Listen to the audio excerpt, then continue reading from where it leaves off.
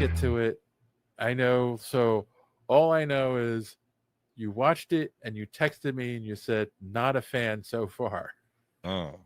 So yes, Peacemaker season 2 premiered. They are not doing the dropping multiple episodes at once. It will be weekly released. That's how they did it last season. I appreciate that. I don't like, because when we're talking about on the podcast, having to force 3 episodes in between episodes of the podcast can be tough. We both watched the premiere episode. Quick synopsis. It's obviously after the events of the first season where Amanda Waller's daughter, I can't think of her first name, revealed to I the just want to world. call her Adamame, but I know that's not it. That's a food. Yeah, it is a weird name like that, though. She revealed the secrets of Task Force X, basically, to the whole world. So basically, they all lost their jobs, and now Peacemaker is like living on his own in his dad's house. But that pocket dimension thing where his father hid stuff in the first season, we now find out in this season is, sorry, my eyes are itchy all of a sudden. We find out this season is actually a gateway to multiple universes. And one of those is a gateway to a parallel Earth where not only did he not kill his brother as a kid.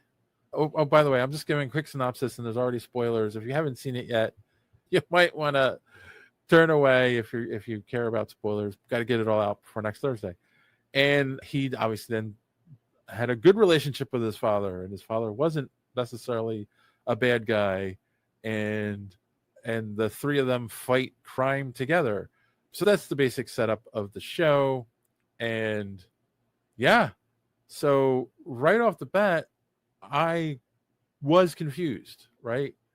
Because we all assumed wrongly that the parallel universe he was going to go to was the DCU, which we got in Superman, where we had Hawkgirl and Green Lantern as the Justice Gang, and you had it's a different universe, right? And that's how where there was a Peacemaker there, and there's a Peacemaker in this universe, and now somehow he'll end up crossing over to that universe or something. Like maybe do something Rick and Morty. They are going to do something Rick and Morty-esque. We'll get into that in a second. But no, spoiler, they changed the end of last season, so where they saved the Earth from the alien invasion, and he's walking out holding Harcourt, the female Harcourt, the female agent, James Gunn's wife. James Gunn's wife, and he walks up, and in the first season it was Superman and Aquaman and Wonder, like the Flash. Justice League, the Justice League were standing. Yeah, and Aquaman and the Flash talk to each other. That the whole he has sex with fish joke. Now they changed it. Same ending, except it's the Justice Gang with Superman standing there. So Mr. Terrific, Hawkgirl, Green Lantern, and they say Justice Gang instead of Justice League. I'm like, really? You're just gonna be like, yeah, he's been here the whole time. Just gonna retcon it. We're gonna retcon it after you just did it. Yeah, technically. And I have a feeling that's one of the things you had an issue with right off the bat. Am I wrong? Yeah, absolutely. That is a major crowbar bullshit retcon that I do not appreciate at all. And I will probably always think about this when I think of, hey, is James Gunn doing a good job with the DCU? No, I agree. It puts a stink on the whole show going forward. It's just, yeah, I liked this property. This was my property. I'm keeping it. And yeah, it was just here the whole time. You could have written it so much better, but go ahead. Weak. No, it's just that right there, right off the bat, is just super weak. I'll talk more about this as a whole, I guess. But yeah, no, I'm with, absolutely. That was my first major thing. You're just going to pretend like somebody sits down to watch Peacemaker 2 years from now, the very last episode, they're going to watch this. It's retcon. It's dumb. I don't. Yeah. No, and I think it's also going to it's confuse people unless they go back and redo the last episode, they can do that. They could just stitch in that. I need to see if that's what happens. You're right. They totally could do that. I got to see if that's what they do at some point. We'll report back on that. They may have. That's the thing. I think they might do that. So that was the first like major thing. Like I said, he's living in his dad's house by himself. The funniest thing was he's sleeping, and his pet eagle Eagly wakes him up, and he's like, "Oh, I don't want to go outside." So he goes into that pocket dimension thing to let the eagle fly around, and he's standing there, and like this alien comes out of a door, and he puts something in like a trash shredder, and he's like trying to say hi to him, and the guy's just ignoring, the alien's just ignoring him. Yeah. And he goes back into his door. So that's where you get, oh, okay, there's multiple doors leading to multiple universes. And then Eagly he can't find him, blah, blah, blah. And he's like looking around for him. And then he sees he's not in the same spot, but sees a door that looks like his door. And he puts his code in and opens, and he goes in, and it's a house, like a really nice house. And there's pictures of and there's a key to the city, and there's like news articles and stuff hanging up. Your typical TV shorthand of, oh, he's a hero in this universe. And then, of course, his dad, played by Robert Patrick, walks in and goes, "Hey, son, you okay?" And he looks at him. He's like, "You look like you've seen a ghost." And then he runs out and closes the door, which I get it. It's a comedy action show.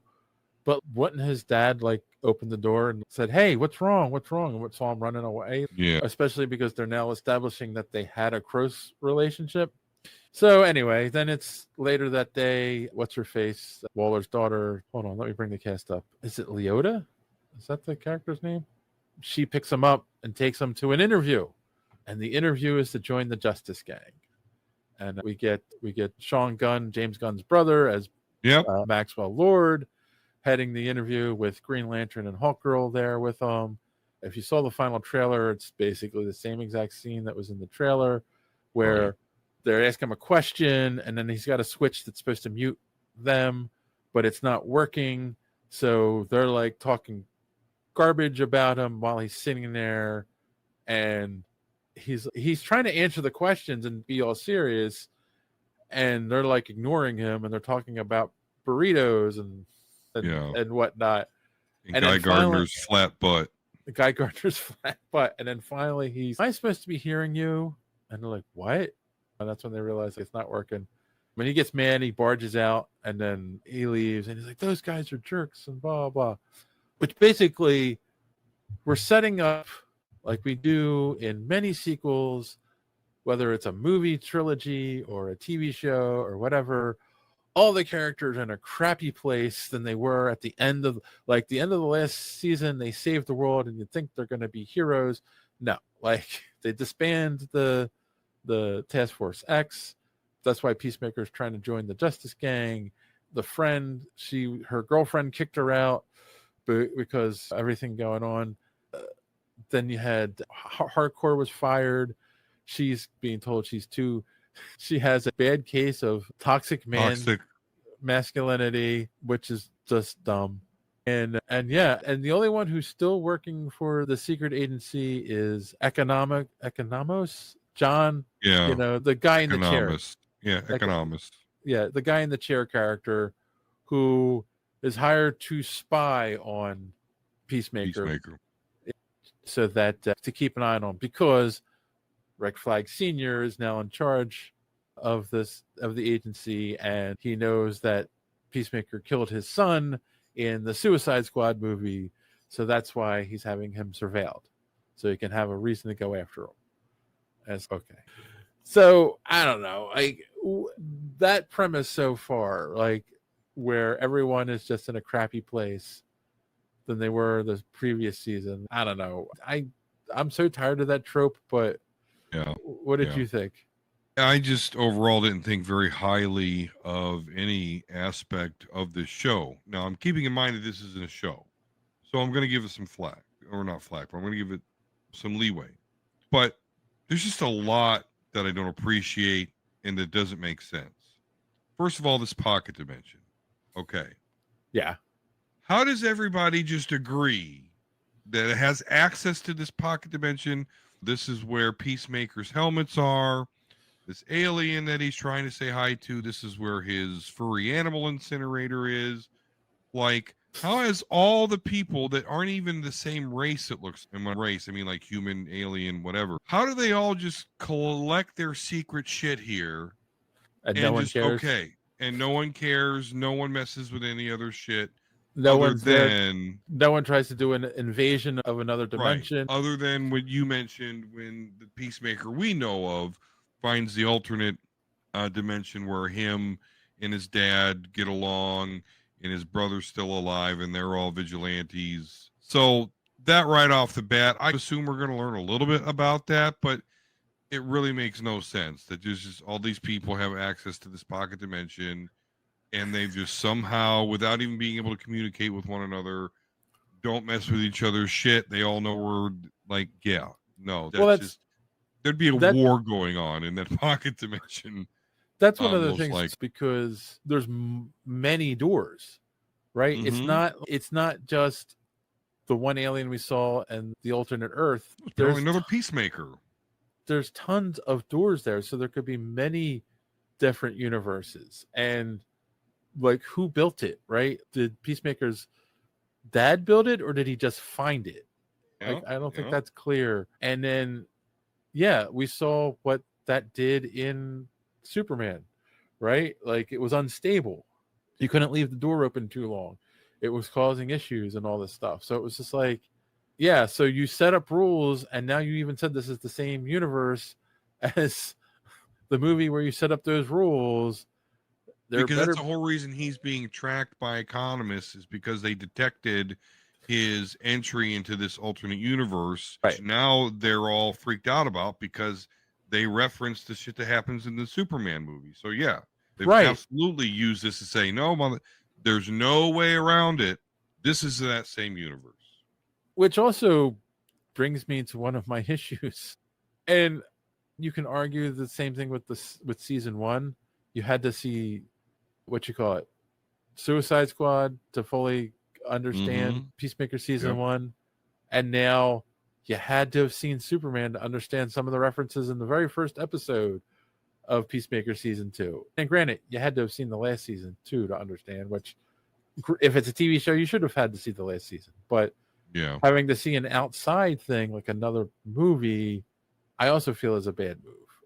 I think this whole thing is a bad move. This whole effort to tie this Peacemaker property that was clearly from the last universe to bring it over to this universe. But I'm going to talk a little bit more about that as we get farther in. So I digress. So one of the things, though, like, that it shocked me, because and maybe it's been too long, I don't remember anything this graphic in the first season. So Peacemaker's at home and he's sad about the current state of his life, and particularly because him and Hardcore banged. Oh, he's yeah, okay, trying to that's right. have a relationship with her, and she doesn't want a relationship. She's being the typical annoying character. I hate the character Hardcore. I do not like that character. Because of the way, because Peacemaker is a little bit of a sympathetic character in this show. I'll give him that. So there's no reason she has to be as fucking mean to him as she does. But yeah, I don't get James Gunn's humor. I do not understand why he would think that, okay, so Peacemaker, he got rejected. So what he's going to do, he's going to go home, he's going to do some coke, and then all of a sudden there's going to be like a graphic orgy happening all around. How does that make you feel? He's not even having sex in this scene. He's sitting on the couch while somebody's next to him having sex. There's all sorts of dongs flapping. Go ahead. I'm saying that's the other weird thing. He's the only one that's dressed, and there's and who are all these naked people in his house? Like, how does he just summon an orgy? It doesn't make sense. And like, at first, I thought, oh, maybe he's just high and this is some kind of drug-induced illusion. But economists, because he opens the door to the pocket dimension, which then triggers flag to say go investigate it. So he runs and looks in the window and sees the orgy going on. So what was really happening, and I'm like, this is weird. This scene makes no sense because of that. It's almost, oh, we just want to show you that, yeah, this is an adult show and it's hardcore. It felt like something, right. It felt like something you would see in The Boys, not something you expect That's from a DC exactly what I property. was gonna say. This is, to me, I took it as a couple of things. I'm gonna get a little bit deeper into this, so strap in. But I thought, okay, he's just trying to outdo The Boys with the big snake dick scene and the Homelander jerking off in the middle of the sky. But then I start to realize, because he made Superman and I like Superman, there's just a couple of scenes in there I was like, that's a little bit too James Gunny, but okay. But with this here, this guy really must have some sort of fucked up sense of humor where he thinks, literally, this is not porno because it doesn't show up close penetration, but otherwise it's porno. There's nothing left of the imagination. There's I don't know if he finds male butts and dongs flapping about like super hilarious, but I'm starting to understand why at some point Disney was like, yeah, I think we're gonna fire you.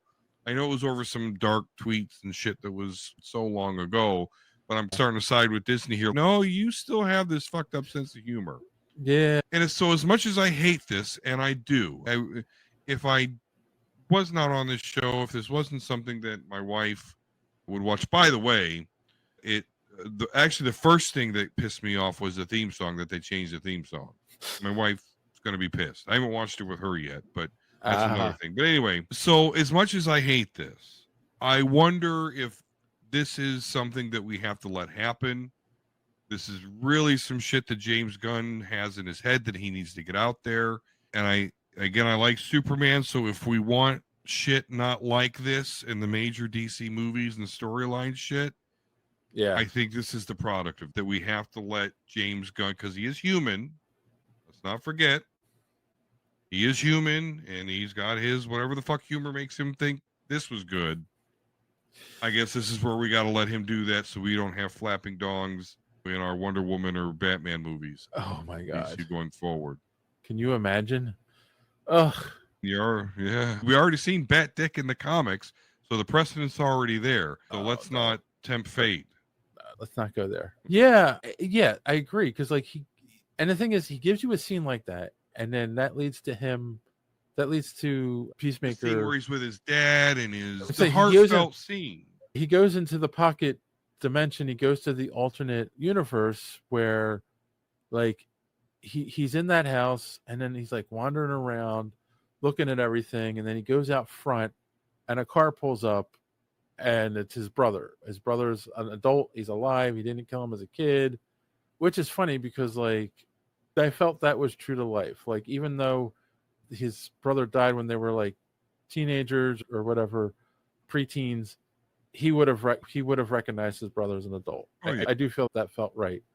And then because they're all like, "What are you doing here? You're supposed to be in." I think they say Bloodhaven, but I could be wrong. Yeah, which is the city where Nightwing hangs out in the DC universe. And the dad comes out and he's like, "Hey, what are you doing here? You're supposed to be in Bloodhaven." And the dad and the brother have a moment, and they go in the house and they're sitting there and they're drinking, and they're reminiscing about like the good times and whatnot. And like John Cena's just sitting there dumbfounded the whole time. And it's funny because dad gets up, David, what's his name? Robert Patrick. Patrick, gets up, and I saw an interview where, if you watch, there's a bunch of after stuff, and they talk about that, like it wasn't in the script, but it is from to grab his ear. It grabs his ear and gives him a tender moment, which like the whole comment is he didn't have that he never had that in his life before.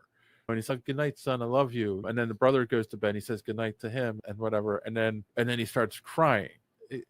It makes sense, like it works. But instead of leaving at that point, he's then wandering around the house. He goes into his bedroom. He sees a picture of him and hardcore, whatever her name is.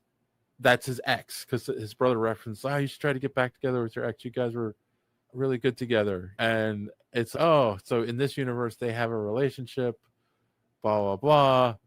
And then of course this universe's Peacemaker shows up and puts the gun to his head and is like, "Who are you?" or "What are you?" whatever it needs. Like, before he gets like, "I can explain," and before he can even talk, Peacemaker starts fighting him. And which This was actually a cool part of the show, by the way. I just want to It's throw a in cool there. part of the show, but at the same time, it's wait a minute.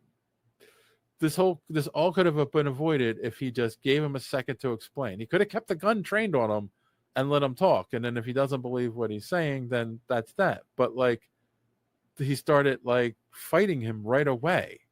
But he was convinced that this was some sort of doppelganger. That's the angle I took there.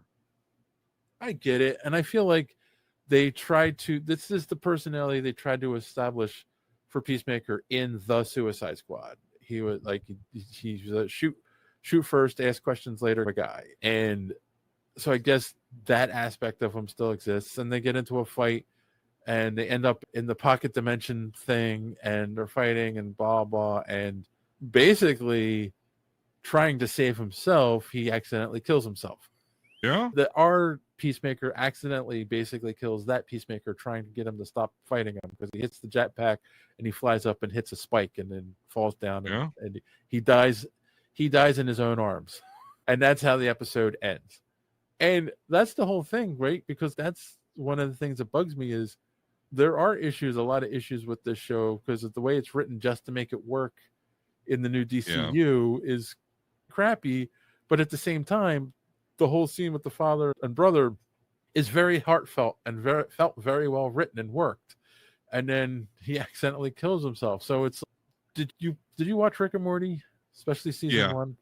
I got sick of it, but yeah. So in season 1, there's an episode where Morty wants a love potion and ends up turning everyone into Cronenberg monsters, and they completely screw up their universe. So Rick finds a universe where they go into the universe at the exact moment that Rick kills that Rick and Morty by accident because he miscalculates something and something blows up and the two of them die. So they bury themselves and they basically live out their lives in that universe. Yeah. So I feel like that's going to be what at least the next episode is. He's going to go into that universe and just live out that Peacemaker's life, which is going to be difficult because he's not going to know everything about the other Peacemaker. And if it's written well, the father and brother will get suspicious after a while. But I don't know. I don't know. Like I was going to say, I don't want to give it a score because we got to see the whole season to really score the thing, I think. But thumbs up, thumbs down. Are you going to continue watching it? What do you think?